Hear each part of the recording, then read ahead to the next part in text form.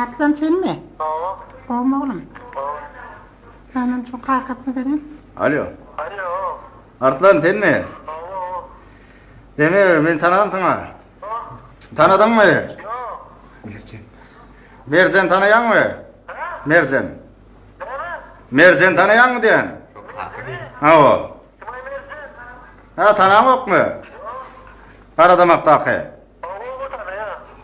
Ne min bize gün verecekkem sen?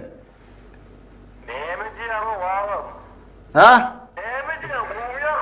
Kim var önünüzde? Kan edeceksin var mı?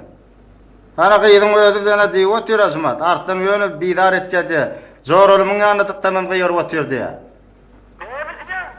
Alo. Artlan. Artlanı bir hani bul.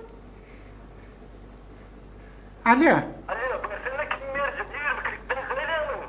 Sen var ha, öylünün ne mi edin? Öylünün. Onun ne mi mercan bilen zorulur var ka? Mercan kuntu dik kıygıryan sen. Dinle hazır men size barcak hazır öýüňiz bilýän ne mercan? Dinle, men hazır milise bilen barcak bolan. Niyem şu para unaga bar kadın alıp satıpsın. Kadın malı diye. Kadın alıp sattılar oğlanlar bile keyif ettiler. Neme kadın alıpsın oğlacık bilýän boyun naptırosy. 1300 dolar aldım onu. Senin 500 dolara satıp keyif edipsin oğlanlar bilen. Ne kıydım ağla otur bara.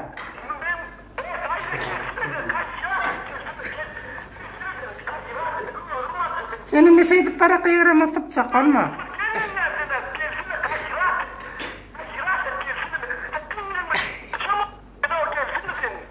Alo. Ne mi bir kıyırıp durdun oğlum? Dinle, sen marası var ha, kıyıdı var ha, dinle. Men öylüne moktip ne açıp ağırladık sen kıyıdı? Alo. Ayarlığın kome. Oturdum sana. Dinle şu. Men kıydım bana mercan. Ha son görse var, nirde görse de tüyög ya. Ondan 50 gramlık turosunu alıp satıptırlar. 50 gramlık turosunu alıp satıptırlar. Ha sen oğlum ondan sonra men kıydım ağırlattırma da. Şu öýlenipdir, öýlene moktip ağırlap börenekine.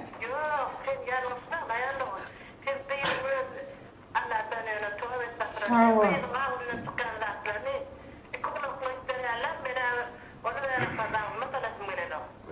Neme mi? Sen dursun mu yeteceksin mi sen dursun ne? Dursun mu sen adam? Arslan ne için jeli? 82 oğlan mı? 82 jel mi? Arslan. Sümemi şutayıp, o karadamak mı? Yok, son. Onu olur diyem ki ömür menden var alcırap çağır. Ona yanlış söylettirin anna. Yok, ayarlı. 82 jelle misin oğlum? Sen dursun mu sen dursun mu? Bağışla ayarlığının mevzumatları kakarma. Çalçak ömür ayletin taşıma.